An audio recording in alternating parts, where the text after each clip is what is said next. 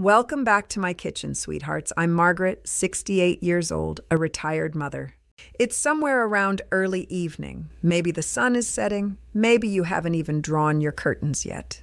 You're tired. The whole day went by with nothing but little odds and ends, but you still feel completely worn out. You walk into the kitchen, you open the refrigerator, you just look inside and close it. You ask yourself, should I open a can of something? Or just have a slice of bread with cheese? And in the end, you eat something you didn't really want and head straight to the television, sweethearts. I know this because I've lived it. I still live it some days. You might be living alone, your husband may have passed, your children might be in another city, and some evenings finding the motivation to cook for yourself is just plain hard. Spending an hour in the kitchen just for one person seems like too much. I understand you, sweethearts. I understand you so well. But let me tell you something. Skipping cooking, snacking on unhealthy things, brushing off dinner, for people our age, that's known to be the biggest invisible trap of all. I'm not saying this off the top of my head. Our doctor, Dr. Patel, has told me again and again. Margaret, he said, as we get older, the body doesn't forgive a single day of neglect. It takes a whole week to recover from it. Ever since he said that, those words just won't leave my mind. That's exactly why I'm making this video. So you don't brush off dinner, but also so you don't have to spend hours tiring yourself out in the kitchen. Today I'm going to show you a meal you can make in one pot in just 30 minutes that costs next to nothing, and that will feed you for the next 3 days. American Chop Suey, or as we used to call it, Old School Goulash.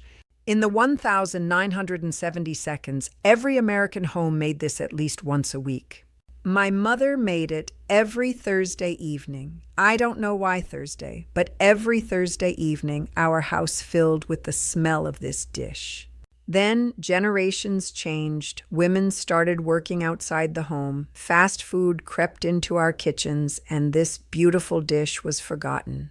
But don't you worry. I, Margaret, am bringing this recipe back today, together with you. These past 2 weeks, the attention you've given our sardine toast and 3 toast recipe videos has truly made me so happy. I've read your comments, your messages, your stories. In fact, under last week's 3 toast video, a viewer named Joyce left a comment that moved me so deeply, I just have to share it with you. Joyce wrote, Margaret, I tried the milk toast. It's been 2 years since I lost my husband, and as I was eating that recipe, it felt like my mother was sitting right next to me. But I have one question. In the evenings, I'm not looking for something breakfasty. I miss a real dinner, like the ones I used to make in my old days. You know, those huge pots, the kids running to the table, the whole house smelling of food. Ever since I started living alone, I just can't find the courage to open that big pot anymore. If you could make it and I could watch you make it, that would be enough for me. Joyce, my dear, when I read your message, my eyes filled with tears. Because what you wrote is something I've felt deep down so many times myself. Today's video is exactly the answer I'm preparing for you. We're opening that big pot back up together, my dear. You on the other side of the screen, me in the kitchen. We're going to cook together. We're going to eat together. And not just for you, sweethearts. This video is for everyone who misses those old kitchen days in the evenings. So many of you wrote, Margaret, when I watch you, I don't feel alone. Let me say the same right back to you. When I read your messages, I don't feel alone either, sweethearts. This channel isn't my channel anymore, it's our channel. That's why, to get even closer to you, I've started a Telegram group and a WhatsApp group. You'll find the links in the description of this video. Click, join, and meet each other in there. Just like the neighborhood ladies used to call out from their kitchen windows and trade recipes, we'll be sharing in the same way over there. If you're having trouble opening it on your phone, just tell your grandchild or your son or daughter, add me to Margaret's group. That's all you need to say. They'll take care of the rest. My own grandson taught me this last summer. You know how it is, we don't love every new piece of technology, but I really do think this group is going to be wonderful for us. We'll chat every day, and by the way, if your tongue runs as much as mine does, we'll be a perfect match for each other in there. But before we get to the recipe, I have to ask you a few things, sweethearts. Are you always tired? Do your knees lock up when you stand? Has your doctor told you that you have low iron or written you a prescription for iron pills? Is your memory as sharp as it used to be, or have you started forgetting things? Is your blood pressure unsteady? If any of this sounds familiar, please watch this video to the end, sweethearts, because every single ingredient in tonight's meal is exactly what a doctor might tell you to eat. I'm going to walk through each one as we cook. Whatever health issues you're struggling with, please write them in the comments. Pour your heart out to us. This is the channel I created for exactly that reason. Anyway, you all know how much I love to talk. Let's get started, sweethearts. First, let me tell you the ingredients we'll need. Every single one is either already in your home or something you can pick up at the nearest market for just a few dollars. 2 tablespoons of olive oil, 1 medium onion, 500 grams of lean ground beef, 1 bell pepper, 2 or 3 cloves of garlic, salt, black pepper, 1 teaspoon of sweet ground pepper, that's paprika, 1 or 2 cans of tomato sauce, 2.5 cups of water, and 2 cups of elbow macaroni. That's it. Things you might have seen in some of my other recipes: Worcestershire sauce, canned diced tomatoes, Italian seasoning blends. None of those are in this recipe because the meal tastes just as wonderful without them. And I don't want to send you running out for things you don't need, sweethearts. If you'd like, later you can grate a little cheddar on top, sprinkle some parsley, but those are completely up to you. I'm not telling you they must be there. Whatever your sweet little heart desires, that's how it should be. I promise you, even with just our basic ingredients, this meal will be full and satisfying. We put a wide, deep pot on the stove and heat our olive oil over medium heat. Let's pause here for a moment, sweethearts. Let me tell you something about olive oil. 5 years ago, when my husband Harold's cholesterol came back high, Dr. Patel told us to cut back on butter and switch to olive oil. When I first heard that, I pushed back too. "Doctor, I've cooked with butter my whole life," I said. The man laughed and said, "Margaret, the people in the Mediterranean live longer than us because of olive oil." I'm not the one saying it. Science has proven it. And ever since that day, I've been using olive oil in most of my recipes, except my mother's toast recipes, because I'll stand by butter being what gives those their flavor till the day I die. If you haven't seen those yet, go visit my channel and take a look at the filling toasts we made with just a few dollars in 5 minutes. Anyway, Harold's cholesterol came down, his joint pain eased up, and those old morning ohs aren't happening as much anymore. If your budget allows, go for extra virgin olive oil. If not, even a store brand will do the job. What matters is that you're using it. The olive oil is heated, and now we add our finely chopped onion. We sauté it for about 2 or 3 minutes. We want it softened, not browned. While the onion is cooking, let me tell you something, sweethearts. My church friend Eleanor had high blood pressure for years. She was on a whole list of medications. One day her doctor told her, "Eleanor, eat an onion every day just to be safe." Eleanor laughed, of course. "Doctor, is onion medicine now?" she said. But the doctor insisted, said there's something inside onions that helps regulate blood pressure. Eleanor did it for 6 months, and when she went in for her checkup, the doctor measured her blood pressure and was so surprised he actually lowered the dose of her medication. When Eleanor told me this, I went and looked it up, because sometimes my friend likes to make things up. But this one turned out to be absolutely true. Onions also have a natural antibiotic effect. Eat plenty of them during the winter. They're a shield against the flu. My mother never cooked a single dish without onions anyway. If onions were sold at a pharmacy, they'd cost $50, but we get them at the market for 50 cents, she used to say. Turns out my mother was right, and so was Eleanor. The onion has softened, and now we can add our ground beef. Please pick lean ground beef, sweethearts. It's both healthier and saves you from the trouble of draining off the fat. We break it up with a wooden spoon, stirring it now and then, and cook it until it's completely browned, about 5 or 6 minutes. While the meat is browning, let me tell you why this dish is so valuable for people our age. I recently read an article in a health magazine that made me realize as we get older, our muscles start to waste away. There's a medical term for it that's hard to say, but let's just call it muscle loss. That's exactly why people our age break bones so easily when they fall. So, in order for our muscles to feed themselves and rebuild, we need protein, and that's why eating meat, ground beef, and fish is recommended. Ever since that day, I make a ground beef dish at least twice a week, both for Harold and for myself. Because we don't want to fall, sweethearts. A broken bone is so hard on a person our age. Ground beef is also a great source of iron. If your doctor has told you that you have an iron deficiency, this meal is exactly what you need. The meat has browned, and now we add our chopped bell pepper and crushed garlic. We sauté for another 2 minutes. Now we sprinkle in salt and black pepper, but if your blood pressure is high or your doctor has told you to watch your salt, go easy on it, sweethearts. The macaroni and the tomato sauce will bring some salt of their own. Let me tell you something nice about bell peppers. I read this in a women's magazine. Then I asked Eleanor about it, and Eleanor said her own doctor had told her the very same thing just last week. Bell peppers carry more vitamin C than oranges. Surprising, isn't it?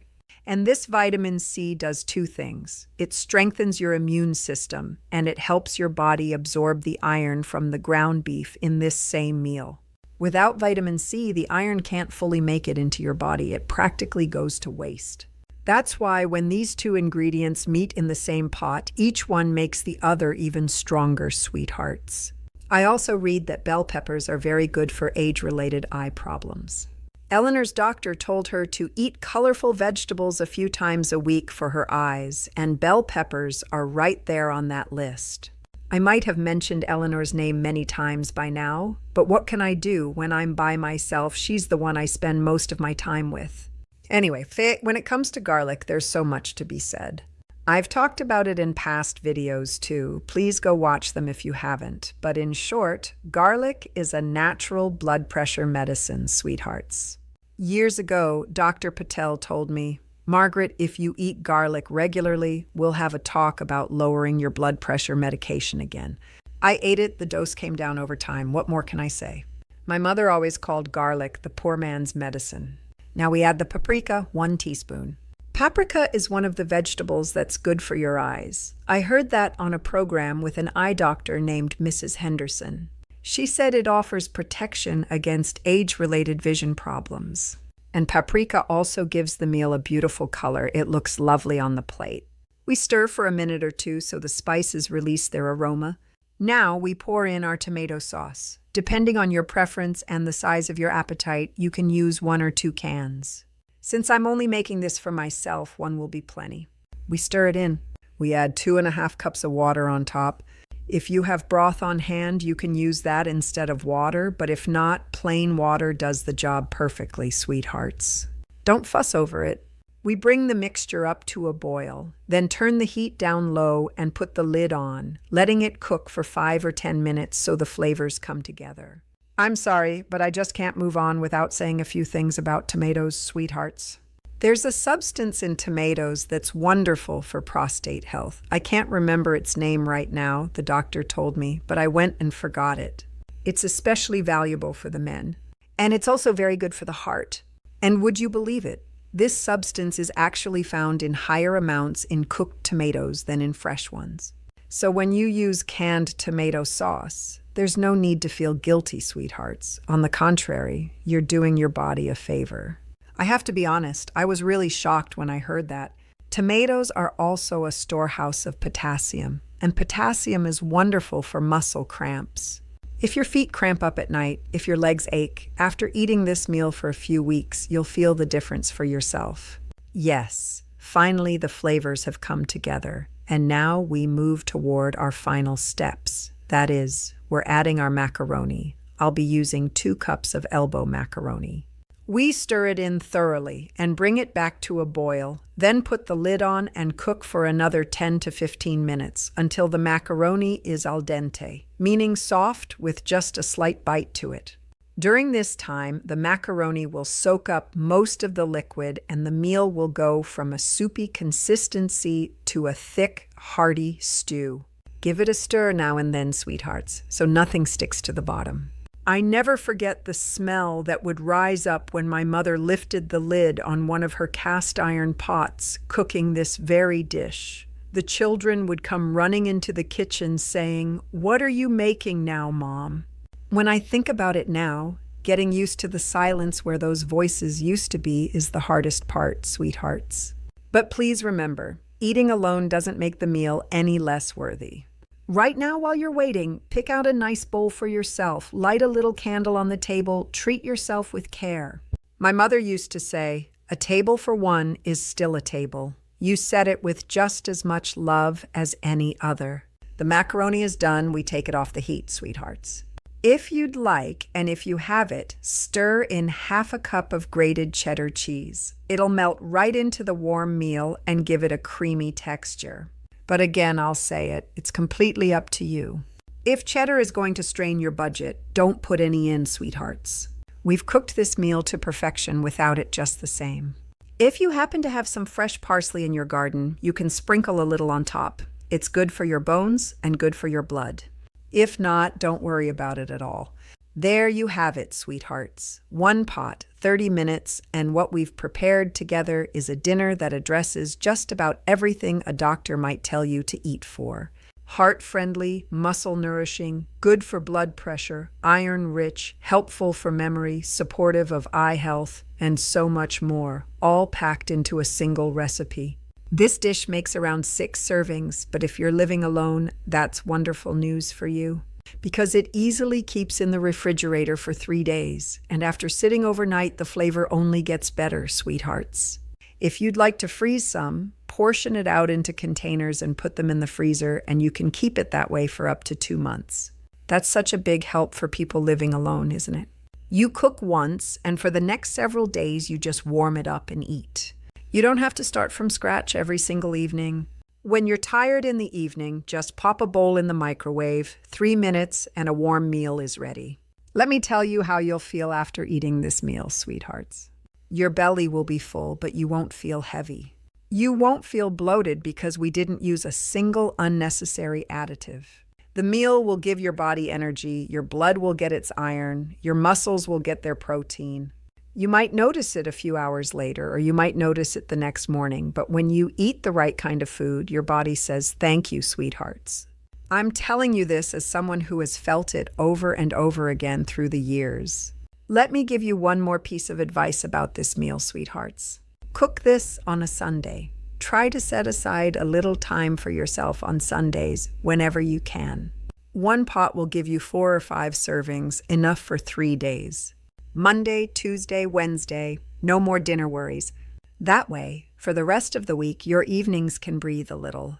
You can read a book, talk longer on the phone with your children, watch your shows in peace.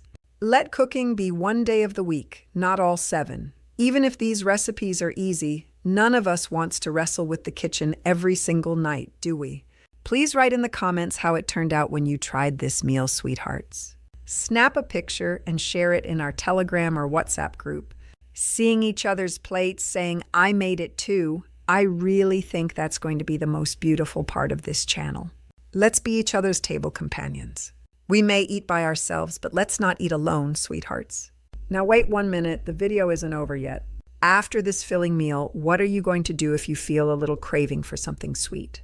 Are you going to buy a packaged cake from the store? Those packaged cakes are nothing but sugar and additives, sweethearts. Not good for your taste, not good for your health. Instead, I'm going to show you a wonderful little dessert from the Great Depression, passed down to me from my grandmother, that costs next to nothing and treats your body with care. Baked apples. If my mother were alive, how happy she would be to see this recipe coming back to people's kitchens. Now let's get to it together. This recipe is something of an inheritance that came down to me through my grandmother, sweethearts. As you know from our older videos, my grandmother raised 4 children during the Great Depression, and back in those years, fruit was practically a luxury. There was no such thing as eating dessert, and packaged cake? That didn't exist at all. From what she told us, most homes would have a single apple, maybe a little sugar, a pinch of cinnamon, and an oven. But my grandmother could turn those 3 things into a dessert so wonderful that the children would count down to Sunday just because of it. My mother told me many times 1 apple would be divided among 4 siblings, because when it's baked that way, the apple turns sugar sweet, and with the love my grandmother put into it, It created such a warm family moment around the table. I took that warmth like an inheritance from my mother and brought it into my own home. But as you've all noticed, in today's families, this is slowly being lost. If there's anything in your power, sweethearts, please try to keep it from slipping away. And now let me tell you why this recipe is so perfectly suited for people our age. First, it costs almost nothing. An apple is waiting for you on the market shelf for about 80 cents to $1. Second, it's very easy to make. No bending and getting back up, no carrying heavy pots. Third, aside from the 2 or 3 things we add, you don't need a single other thing. And let's not forget the most important part, sweethearts. This dessert does good things for your body. It's not going to be like those Hostess cakes or any of the other brands sold in supermarkets. Let's give this recipe my great-grandmother's name, Ruth. At the end of the video, I'm going to need your thoughts on this recipe, sweethearts, just so you know. Now let me list the necessary ingredients. 4 medium-sized apples, 2 tablespoons of brown sugar. If you don't have brown sugar, regular sugar will do, sweethearts. 1 teaspoon of cinnamon, a small piece of butter, and half a cup of water. That's all there is to our ingredient list. If you'd like, you can throw in some raisins as well. If you have them, add them. If not, don't worry about it. Like I said, it's just a suggestion. You'll still pull off our beautiful Ruth recipe wonderfully either way. First, we set our oven to preheat to about 175 degrees, or in American measurements, 350 degrees. While the oven is warming up, we'll be busy with our apples. We wash the apples nicely, but please don't peel them, sweethearts. This is very important. There are very valuable nutrients in that apple skin you've never given much thought to. My friend Eleanor's grandson is studying nutrition at the university, and last Thanksgiving he sat me down and told me, Aunt Margaret, most of the good in an apple is in the peel. Fiber, antioxidants, vitamins, all in the peel. When you peel it and throw the skin away, you're throwing half the apple in the trash. So wash them really well, but don't peel them, he warned me again and again. If you saw him, sweethearts, you'd want to hug and kiss him right on the spot. He's such a sweet grandson Eleanor has. May the good Lord give him a life as beautiful as he is. Anyway, back to the recipe. Now we come to the hardest part, taking out the core of the apple. If you have an apple core, wonderful. That's all you need.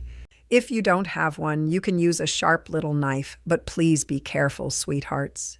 If your hands shake, take it slow. We really can't afford accidents at our age. Hold the apple steady on the counter, push the knife down from the top, and trace a circle around the core to remove it. But pay attention! Don't cut all the way through the bottom. The bottom needs to stay so that the sugar and butter we put inside don't leak out. We're really making a little well inside the apples, sweethearts. Do you see what I mean? Once the cores are out, we arrange the apples in a baking dish. You don't need anything fancy or big for this, sweethearts. Use whatever you have at home, as long as the apples can sit side by side. To keep them from tipping over, just snug them in tightly.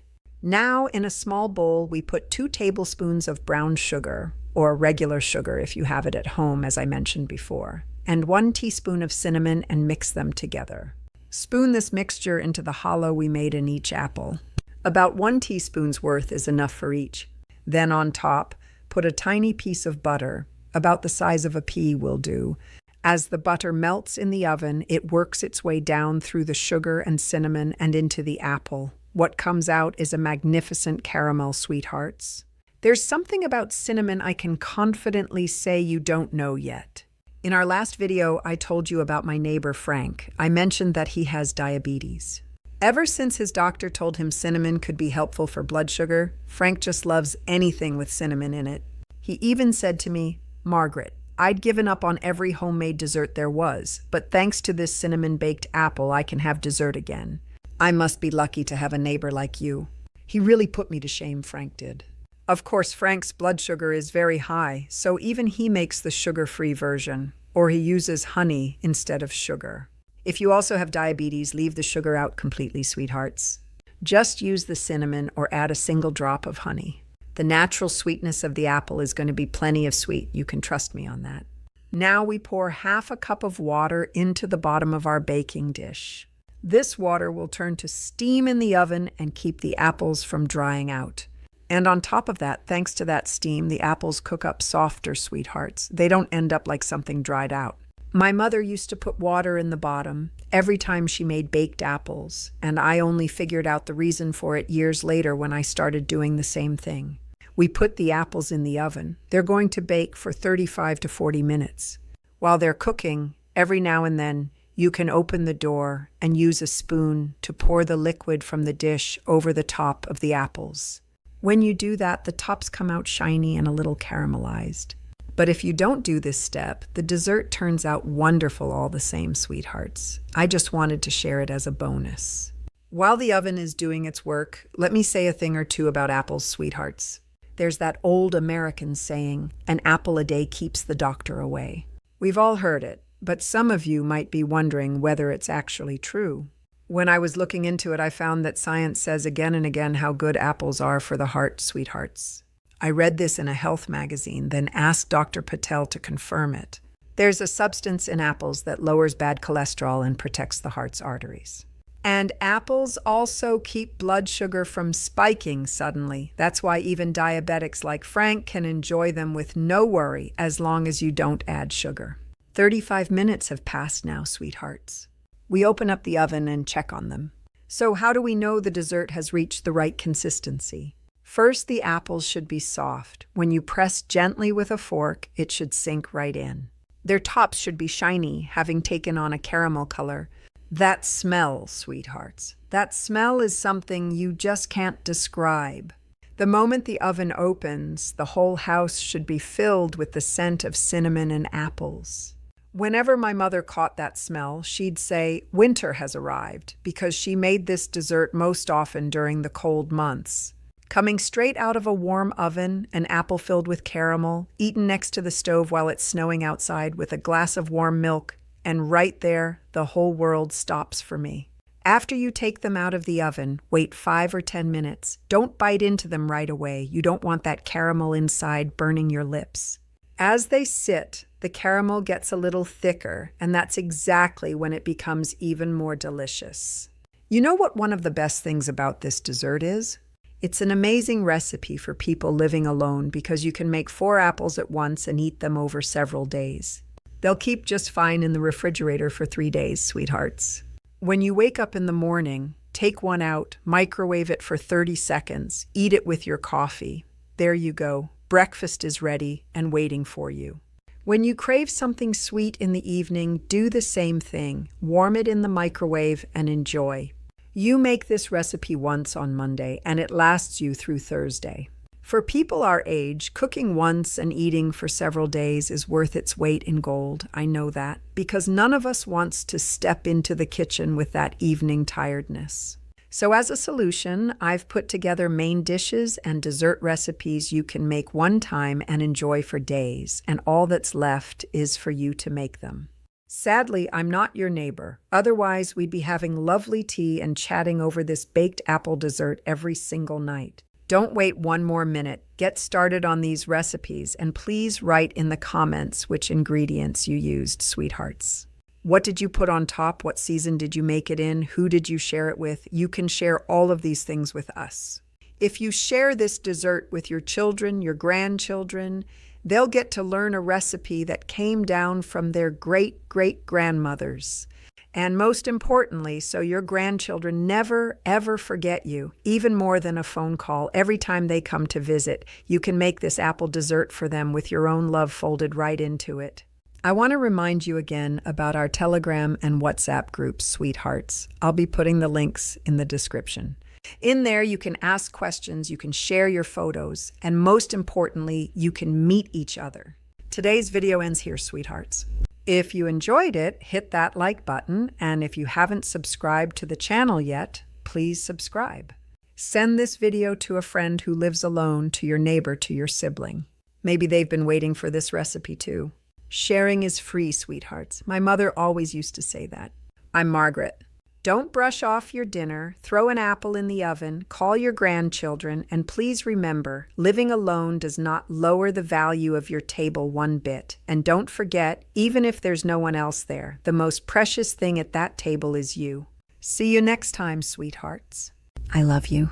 I'll be right here next week with another new recipe.